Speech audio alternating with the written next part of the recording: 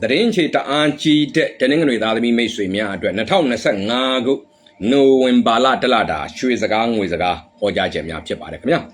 The location Hoa original ground Jai Hoa the Lowebu, then a little boas or a tight boys of the Lowe, then a little poem on any tender.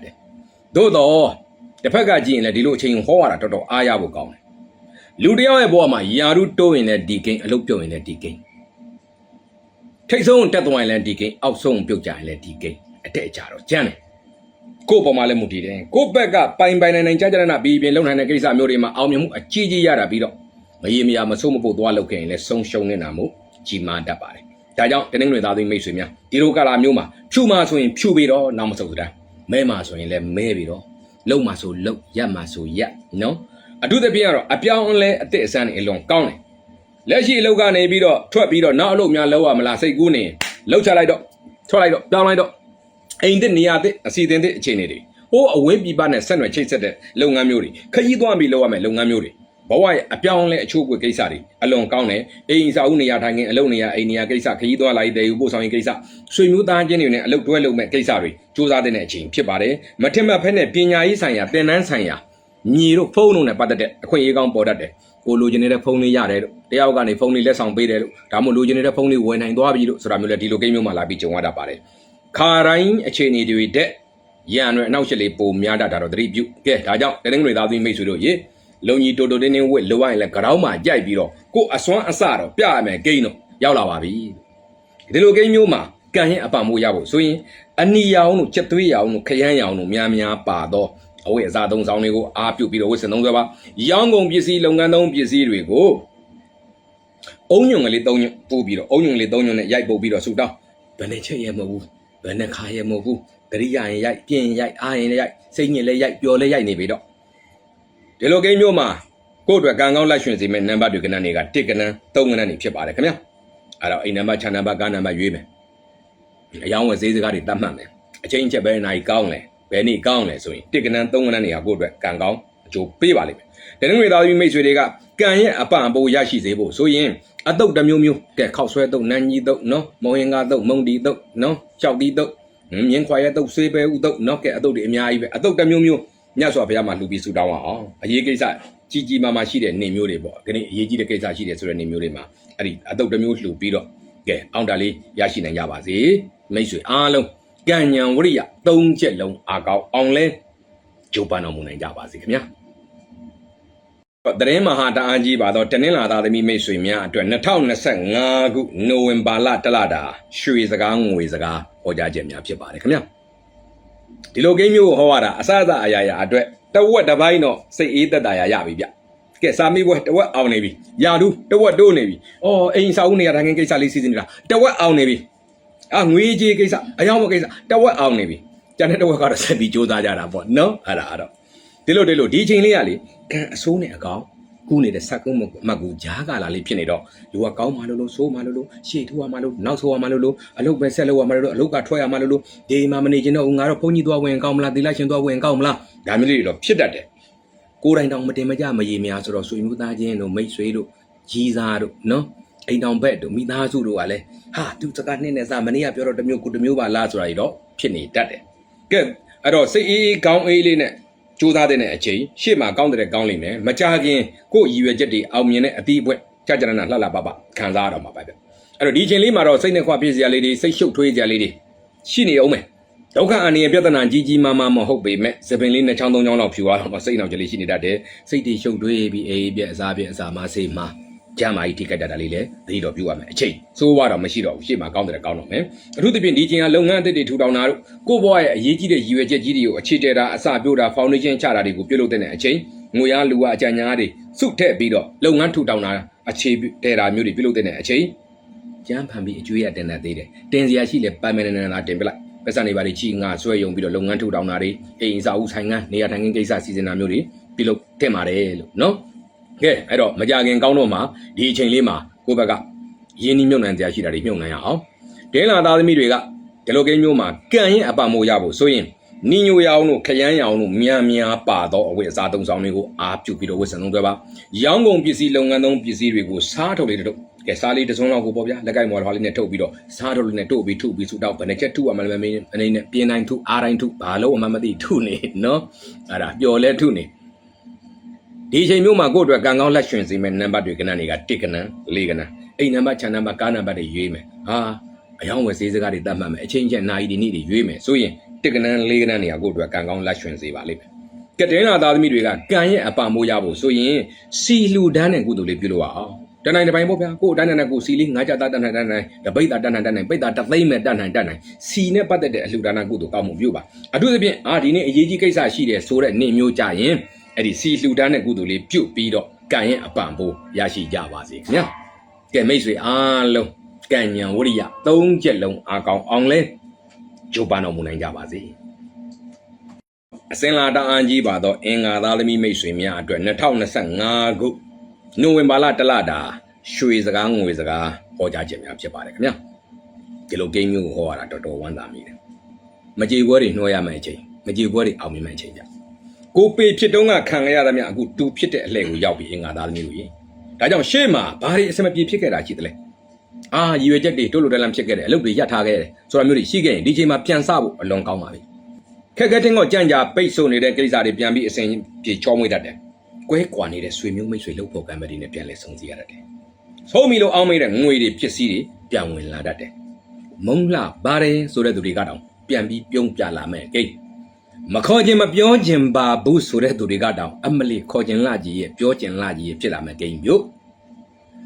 းညနာတွေလည်းအပွင့်လုံးကုန်မယ်နော်အဲ့ဒါတော့ခုတ်တော်သားနဲ့ကိုပေါ့အဲ့တော့ငွေဟောင်းပစ္စည်းဟောင်းတွေပေါ်လာတတ်တယ်လို့ကြီးစားဟောင်းတို့ပါပဲပြန်ပေါ်တတ်တယ်နော်ယောဂဟောင်းပြဿနာဟောင်းရန်ဟောင်းလေးတွေနဲ့တော့ယူဆိုင်ကိုတိုးတက်အောင်မြင်လာတာငွေတွေရှင်လာတဲ့အပေါ်မှာမနာလို့အပြိုင်ဆိုင်တွေလည်းပေါ်လာလိမ့်မယ်ကဲပေါ်တော့လဲဘရော့ပေါ့ဟလာတမင်တက်ကိုကိုညစ်တာတို့ရန်လောက်ကြောက်တော့အမှုပကြားညဆိုတာရှိတတ်ပေမဲ့ကိုကံကောင်းရင်ရောက်ပြီမို့အင်္ဂါသားသမီးတို့ကြီးလက်ခမောင်းခတ်ပြီးတော့ပတ်စံရည်သာကြီးပြောင်းတိုင်ပြီးတော့ပျော်ပျော်ပါပါကြီးစူးစမ်းကြပါစို့နော်မိုးရွာတော့မှရေခံကြပါစို့လို့နော်ဒီချိန်မှာငွေကံကောင်းမယ်ဝင်ရုံးဝင်စင်မဟုတ်တဲ့ငွေတွေဝင်လာလိမ့်မယ်ဝင်ငွေ2မျိုးနဲ့စတိုးတာမျိုးတွေအလုပ်တွေ2မျိုးနဲ့စတိုးဝချက်ရမျိုးတွေဖြစ်လိမ့်မယ်ရွှေတို့ရတနာပစ္စည်းလက်ဝက်လက်စားတွေစုဆောင်းမိတတ်တယ်ကားတို့ရင်တို့စက်တို့နဲ့ပတ်သက်တဲ့ရည်ရွယ်ချက်အစီအစဉ်အိမ်စာဦးနေရာထိုင်ခင်းအလုပ်နေရာအိမ်နေရာနဲ့ပတ်သက်တဲ့ရည်ရွယ်ချက်အစီအစဉ်တာသမီအောက်လက်ငယ်သားအလုပ်သမားမောင်နှမသားချင်းတွေနဲ့ပတ်သက်တဲ့ရည်ရွယ်ချက်အစီအစဉ်တွေအောင်မြင်တတ်တယ်မိမိဥဆောင်ပတ်သက်ပြီးတော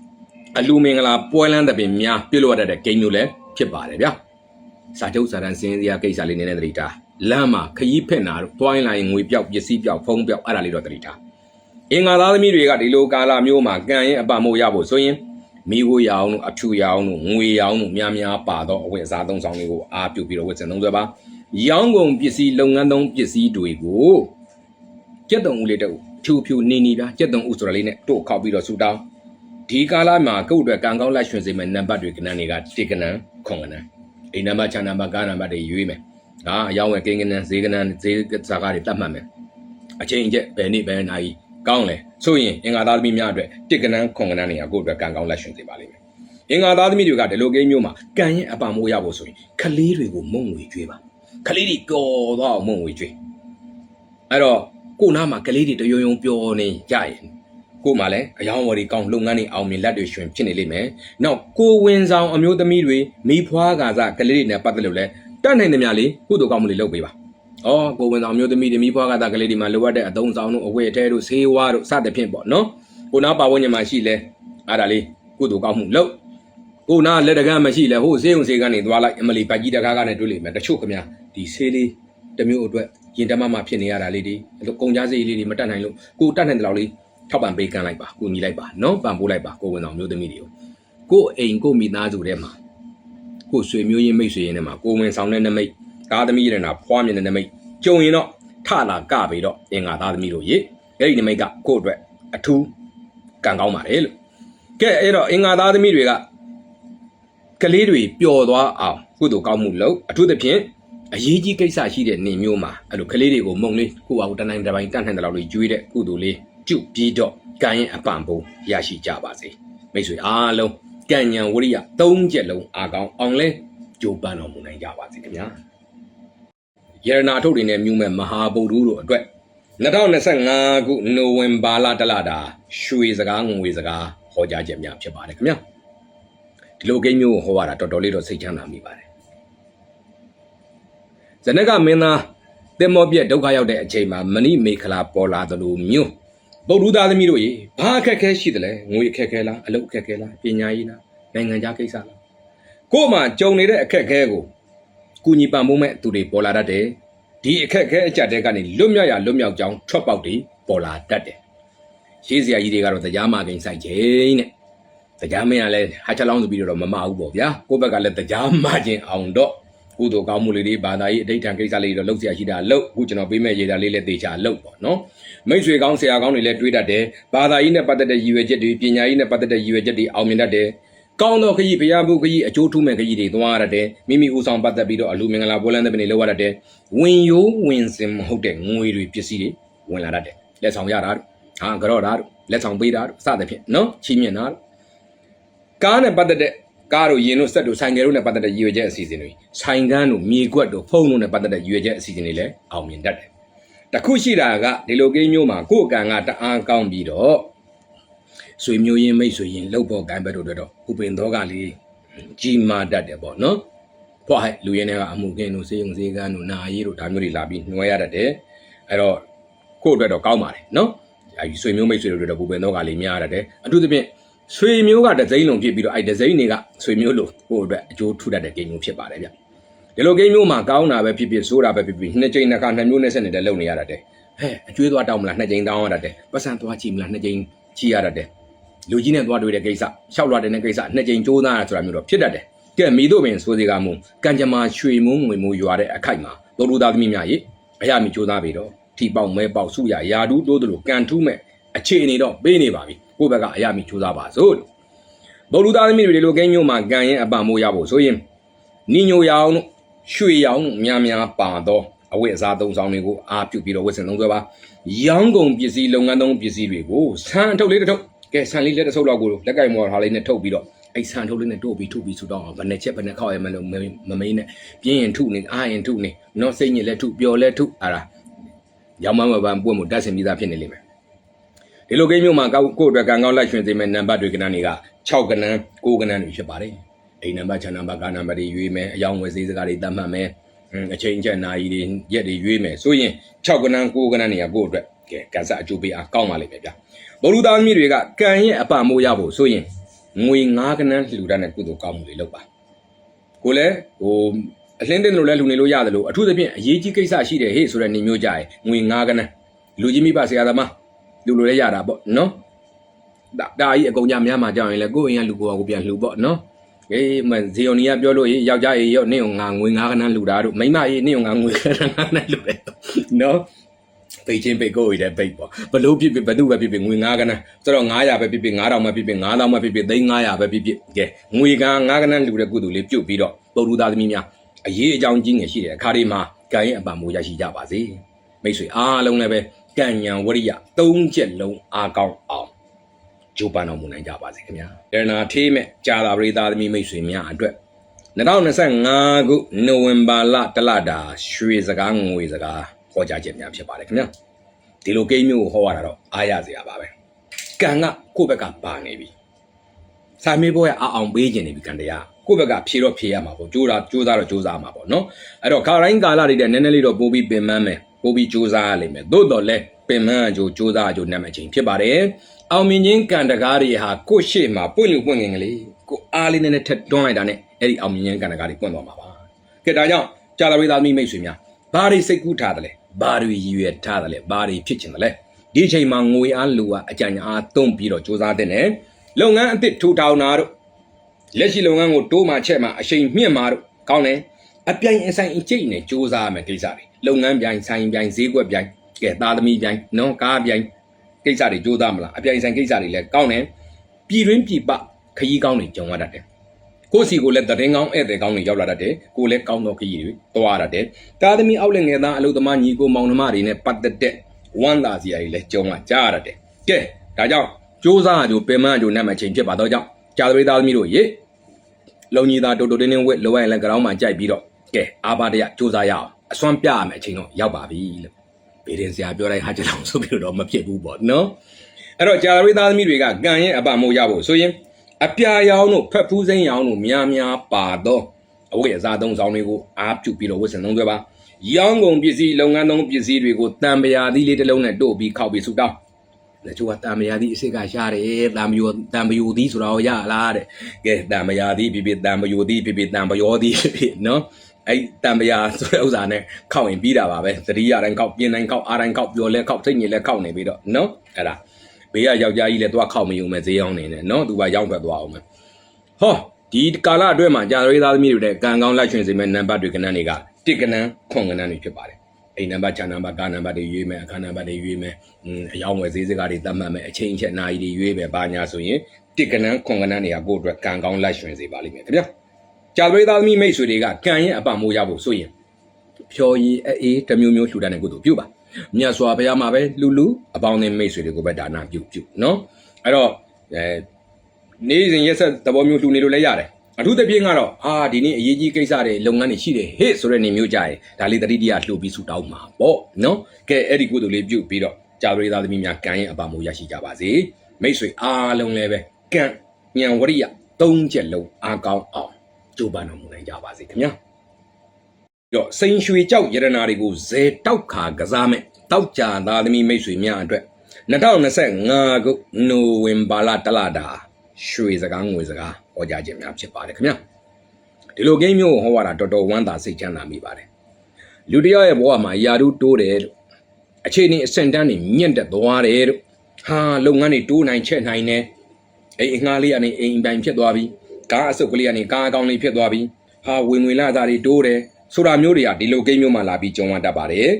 ်ကိုယ့်ဘဝရဲ့ရည်ရွယ်ချက်ရည်မှန်းချက်ကြီးကြီးမားမားအောင်မြင်ဖို့အခြေအနေကောင်းပေးတဲ့အချိန်ဖြစ်ပါတယ်ဒေရင်ဆရာပြောတိုင်းဟာချက်လောင်းဆိုပြီးတော့မဖြစ်ဘူးနော်ကိုစူးစမ်းနေရင်ဖြစ်မယ်လို့ပြောတာကဲအဲ့တော့ကံကြမ္မာရွှေမိုးငွေမိုးကတော့ရွာပြီးတောက်ကြသားသမီးတို့ကြီးကိုယ့်ဘက်ကအရာမီစူးစမ်းရအောင်ယာဒူးဘွယ်ဒူးစုဒူးဂုံဒူးကိစ္စတွေအလွန်ကောင်းတယ်နိုင်ငံခြားနဲ့ပတ်သက်တဲ့ရည်ရွယ်ချက်အစီအစဉ်တွေကိုအတွက်ပဲဖြစ်ဖြစ်မိသားစုတွေအတွက်ပဲဖြစ်ဖြစ်အဲ့ဒါတွေအလွန်ကောင်းတယ်ကားတို့ရင်တို့စက်တို့နဲ့ပတ်သက်တဲ့ရည်ရွယ်ချက်အစီအစဉ်တွေနောက်အိမ်အဆောက်အဦနေရာထိုင်ခင်းနဲ့ပတ်သက်တဲ့ရည်ရွယ်ချက်အစီအစဉ်ယာဒူးကိစ္စအလုပ်နေရာအိမ်နေရာကိစ္စအဲ့ဒါမျိုးတွေအလွန်ကောင်းတယ်ကိုယ့်အတွက်အဆင်ပြေတဲ့အတွက်ဆွေမျိုးသားချင်းမိတ်ဆွေတွေကိုတောင်းကောင်းသောကိုညီထောက်ပံ့နိုင်ခြင်းမျိုးပြုလုပ်နိုင်တတ်ပါတယ်ဗျာကဲဘသူအလုပ်လေးလုပ်ဖို့ရော့ငါအရင်ကြီးထုတ်ပေးမယ်ဘသူပညာရေးကိစ္စရော့ငါကူညီမယ်ဘသူနိုင်ငံခြားကိစ္စရော့ငါစီစဉ်ပေးမယ်စသဖြင့်ကောင်းသောကိုညီထောက်ပံ့နိုင်ခြင်းတွေတောင်းပြုလုပ်နိုင်မယ့်အချိန်ဖြစ်ပါတယ်ကဲအဲ့တော့ပျော်ပျော်ပါပါဝမ်းမတတာစူးစမ်းမယ့်အချိန်တော့ရောက်ပါပြီမှတ်ချက်သားသမီးအောက်လက်ငယ်သားတို့အလုပ်သမားတို့တပည့်တပန်းတို့နဲ့ပတ်သက်လို့ရေရင်းရေကန်ရေပိုက်နဲ့ပတ်သက်လို့အိမ်မွေးတိရစ္ဆာန်နဲ့ပတ်သက်လို့တော့နည်းနည်းလေးစိတ်အနှောက်အယှက်ဖြစ်ရတဲ့။တောက်ကြသားသမီးတွေကကံရဲ့အပံမိုးရဖို့ဆိုရင်အပြာရောင်တို့အဖြူရောင်တို့များများပါတော့အဝတ်အစားသုံးဆောင်တွေကိုအားပြုပြီးတော့ဝတ်ဆင်သုံးစွဲပါ။ရောင်းကုန်ပစ္စည်းလုပ်ငန်းသုံးပစ္စည်းတွေကိုနှင်းစီပန်းကလေး၃ဝက်ဘာရောင်မဲဖြစ်ဖြစ်နှင်းစီပန်း၃ဝက်နဲ့ရိုက်ပုတ်ပြီးစုတောင်းတချို့ကလာသေးတယ်နှင်းစီပန်းတဲ့ပလက်စတစ်နှင်းစီပန်းအတုရလားတဲ့မရဘူးတော့မရှိဘူးရိုက်ချင်ရိုက်ဈေးရောင်းရတော့လေအတူကြီးပဲရောင်းရလိမ့်မယ်အကျွေးပဲရောင်းရလိမ့်မယ်နော်ကဲအဲ့တော့နင်းစီပန်းအစစ်လေးတော့ရပါဗျာနင်းစီပန်း၃ဘွဲ့နဲ့ရောင်းနေတဲ့ပစ္စည်းတွေကိုရိုက်ပို့ပြီးစုတောင်းဒီကာလမှာကိုယ့်အတွက်ကံကောင်းလက်ရွှင်စေမဲ့နံပါတ်တွေကဏ္ဍတွေက၈ကဏ္ဍ၉ကဏ္ဍတွေဖြစ်ပါတယ်အိမ်နံပါတ်၊ခြံနံပါတ်၊ကားနံပါတ်၊အခန်းနံပါတ်တွေရွေးမယ်အယောင်းဝယ်ဈေးစကားတွေသတ်မှတ်မယ်အချိန်ချက်နာရီတွေနေ့ရက်တွေရွေးမယ်ဆိုရင်၈ကဏ္ဍ၉ကဏ္ဍတွေကကိုယ့်အတွက်အကျိုးထူးကံကောင်းစေပါလိမ့်မယ်တောင်းကြသားသမီးတွေကအရေးကြောင်းကြီးငယ်ရှိတဲ့အခါကံရဲ့အပံမိုးရဖို့ဆိုရင်ကော်ဖီနဲ့ကိတ်မုန့်တွဲဆက်ပြီးတော့လှူဒန်းတဲ့ကုသိုလ်လေးပြုရအောင်မြတ်စွာဘုရားမှာပဲလူကြီးမိဘဆရာသမားအပေါင်းအသင်းမိတ်ဆွေတွေကိုပဲဒါနပြုကော်ဖီနဲ့ကိတ်မုန့်အတွဲလိုက်လေနေ့တိုင်းမဟုတ်ရင်တောင်မှပဲဒီနေ့အရေးကြီးကိစ္စရှိတယ်ဟေ့ဆိုတဲ့နေ့မျိုးမှာအဲ့ဒါလေးလှူဒန်းတဲ့ကုသိုလ်လေးပြုပြီးတော့ကံရဲ့အပံမိုးရရှိကြပါစေခင်ဗျာမိတ်ဆွေအားလုံးလည်းပဲကံဉာဏ်ဝရိယ၃ချက်လုံးအားကောင်းအောင်ကြိုးပမ်းတော်မူနိုင်ကြပါစေခင်ဗျာအခြေပွားစီမဲ့စနေသားသမီးမိတ်ဆွေများအတွက်2025ခုနိုဝင်ဘာလတလတာရွှေစကားငွေစကားဟောကြားခြင်းများဖြစ်ပါတယ်ခင်ဗျာဒီလိုကိန်းမျိုးမှာကစနေသားသမီးတွေကမိမိအတွက်ပဲဖြစ်ဖြစ်မိသားစုတဲကအတွက်ပဲဖြစ်ဖြစ်နိုင်ငံခြားနဲ့ပတ်သက်တဲ့ရည်ရွယ်ချက်အစီအစဉ်တွေစူးစမ်းရင်အလွန်ကောင်းတယ်ပညာရေးဆိုင်ရာဘယ်သင်တန်းတက်မယ်လို့ဘယ်စာမွေးဖြေမယ်လို့ဘာပွဲလေးယူမှာလို့ဆိုတဲ့ကိစ္စတွေစုတူးပွဲတူးကိစ္စတွေယာဒူးနဲ့ပတ်သက်တဲ့ကိစ္စတွေအဲ့ဒါတွေအလွန်ကောင်းတယ်အဲ့တော့အချိန်နေပေးတာလေးတွေကိုကြိုးစားပန်းစားလုပ်ရအောင်အချိန်နေမပေးတာတွေတော့ဇွတ်မလုပ်နဲ့အောင်ဒီအချိန်လေးကလေနည်းနည်းလေးစိတ်မောလူမောဖြစ်စရာလေးတွေများတာလို့ကံကဇင်းလုံးကြောကြီးမကောင်းတာဘူးအထူးသဖြင့်ကတော့မနိုင်ဝင်နေထမ်းရတာတဲ့ ကိုယ်လုပ်ငန်းကိစ္စတွေအပြင်ဆွေမျိုးကိစ္စအပေါင်းအသင်းကိစ္စရက်ရွာကိစ္စဒါရေးနာရေးကိုကောင်းမှမှာဖိစီးနေတတ်တယ်အဲ့မဲ့လူကထွက်ပြေးခြင်းနဲ့ဆိုတာမျိုးဖြစ်တတ်တယ်ငါဒီအိမ်မှာမနေတော့ဘူးငါတီလိုက်ချင်းသွားဖို့တော့မှငါဖုန်ကြီးသွားဖို့တော့မှအလုပ်ကနေထွက်တယ်ကွာဆိုတာမျိုးတွေဖြစ်တတ်တယ်နည်းနည်းကြော့ပါသေးခါရရင်ပြောရတယ်စိတ်ယူပေါက်ပြီးတော့အလုပ်ကနေထွက်ပလိုက်တယ်တို့တွေးတဲ့ယောက်ျားတွေးတဲ့မိန်းမနဲ့ကောက်ယူပလိုက်တယ်တို့ဘာမို့တန်းနဲ့လင်မယားချင်းကိုရတဲ့သမီးသားချင်းပြတ်တယ်ဆိုတာဒီလိုကိန်းမျိုးမှလာပြီးဖြစ်တတ်တယ်စနေသားသမီးတို့ကြီးအဲ့တော့ဒီကိစ္စမဟုတ်ဘူးခေါင်းအေးအေးနဲ့လှလှလေးလို့ချီတက်ရအောင်နော်ဟိုကားတွေရင်ကြောပိတ်တယ်လို့မျိုးဒုက္ခတဲ့တဲ့ကြီးလည်းမရောက်ဘူးဇင်းလုံးလည်းမချောဘူးအဲ့တော့ရင်ကြောပိတ်နေတယ်ခရီးပြက်လည်းမပြက်ဘူးခရီးလည်းမဖြောင်းဘူးပေါ့အဲ့တော့ရှေ့ရကားရွေ့ကိုလည်းလိုက်ရွေ့ရှေ့ရကားရက်ကိုလည်းလိုက်ရက်အခြေအနေကြည့်ပြီးတော့ကဲစူးစမ်းရမယ့်အချိန်လေးဖြစ်ပါတယ်ခေါင်းအေးအေးစိတ်အေးအေးလေးနဲ့စူးစမ်းရအောင်အဲ့လိုမဟုတ်ရင်သူများအဆိုးကကိုအဆိုးသူများအလုံးကိုအလုံးသူများအမှားကိုအမှားတွေဖြစ်ကုန်တတ်တာလေးတတိပြုအဲ့တော့ကောင်းတာလေးတွေရွေးလို့ပါအောင်ဒီကိန်းမျိုးမှာဖုန်းနဲ့ပတ်သက်တဲ့ကိစ္စမြင်နဲ့ပတ်သက်တဲ့ကိစ္စပညာရေးနဲ့ပတ်သက်တဲ့ဘာသာရေးနဲ့ပတ်သက်တဲ့ရည်ရွယ်ချက်တွေအားပြုပြီးတော့စူးစမ်းတဲ့နဲ့ကိုယ့်စီကိုဘာသာရေးဆိုင်ရာပစ္စည်းတစ်ခုခုဘုရားပုံတော်ဘုံကြီးပုံတော်တရားစာအုပ်တရားခွေပတိအဲ့ဒါမျိုးလက်ဆောင်ရောက်လာရင်တော့ထကပြီးတော့အဲ့ဒီနောက်ကနေပြီးတော့ထိပေါက်တယ်လို့ငွေတွေဝင်လာတတ်တယ်ဝမ်းသာစရာအောင်မြင်မှုကြီးတွေကြုံတတ်တယ်ပြုစနေသားသမီးတွေကံရဲ့အပံမိုးရဖို့ဆိုရင်တော့အဝါရောင်တို့ရွှေရောင်တို့လိမ္မော်ရောင်တို့များများပါတော့ဝယ်စားသုံးဆောင်တွေကိုအားပြုပြီးတော့ဝယ်ဆင်သုံးစွဲပါရောင်းကုန်ပစ္စည်းလုပ်ငန်းသုံးပစ္စည်းတွေကိုဓာတ်ခဲလေးတစ်လုံးကဲအစင်မြေသင့်တော်တဲ့ဓာတ်ခဲလေးအားကောင်းတဲ့ဓာတ်ခဲလေးတစ်လုံးနဲ့တို့ခောက်ပြီးတော့ဆူတောင်းကံကောင်းလက်ရွှင်စေမဲ့နံပါတ်တွေကဏ္ဍတွေက8ကဏ္ဍ9ကဏ္ဍတွေဖြစ်ပါတယ်အိမ်နံပါတ်6နံပါတ်9နံပါတ်တွေရွေးမယ်အယောင်ဝယ်ဈေးသားတွေတတ်မှတ်မယ်ဆိုရင်ဟလာအချိန်ကျက်အနာကြီးတွေရက်တွေရွေးမယ်ဆိုရင်9ကဏ္ဍတွေ8ကဏ္ဍတွေဟာစနေသားသမီးများအတွက်ကံကောင်းလက်ရွှင်စေပါလိမ့်မယ်ဒီလိုကာလမျိုးမှာစနေသားသမီးတွေကကံရင်အပံမိုးရဖို့ဆိုရင်မုံဟင်းကားလှူဒါန်းတဲ့ကုသိုလ်လေးပြုလို့အောင်မြတ်စွာဘုရားမှာပဲလူအပေါင်းနဲ့မိတ်ဆွေတွေကိုပဲဒါနာပြုအဲ့ဒီကုသိုလ်လေးနဲ့အတူကဲကံရင်အပံမိုးရရှိကြပါစေနေ့စဉ်ရက်ဆက်မဟုတ်ရင်တော့အရေးကြီးကိစ္စရှိတဲ့နေမျိုးတွေမှာမုံဟင်းကားလေးလှူပြီးတော့အောင်တတ်ဆင်မှာပေါ့ကဲမိတ်ဆွေအားလုံးကံဉဏ်ဝရိယ3ချက်လုံးအားကောင်းအောင်ကြိုးပမ်းတော်မူနိုင်ကြပါစေခင်ဗျာ